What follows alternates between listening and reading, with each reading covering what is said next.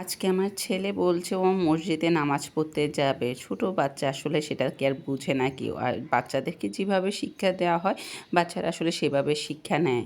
তারপরে ওর আব্বু তো নিতে চাচ্ছে না। তো আমি ফোন করে আনিয়েছি। বলছি আমার ছেলে বলছে মসজিদে আজকে নামাজ পড়বে। তো এটাই ছোট বাচ্চা বলেছে, সেটাই আমার কাছে হাজার হাজার কোটি শুকরিয়া।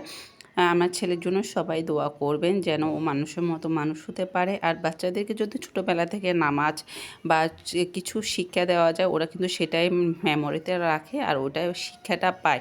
যদি আমার ছেলেকে যদি আমি না শিখাই তাহলে কি সে শিখবে? যাই হোক, এখানে অনেক জ্ঞানী জ্ঞানী কথা বলেছি।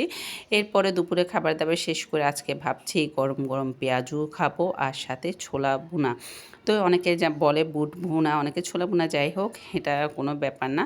এখানে আজকে ছোলা ভুনা, তারপর ছিল স্যুপ, তারপর চা দিয়ে বিস্কিট। আজকে একদম ভরপুর নাস্তা করেছি। আজকে বলছি রাতে খাবার দাবার খাবো না, একদম ভরপুর নাস্তা খাবো, একটু সালাদ হলেও ভালো হয়। আমি আসলে ছোলা ভুনার সাথে সালাদ না হলে আমি খেতেই পারি না। যাই হোক, খুবই সুন্দর করে সালাডটা আমি তৈরি করেছি। এখানে আমার মেয়েও স্যুপটাই রান্না করেছে।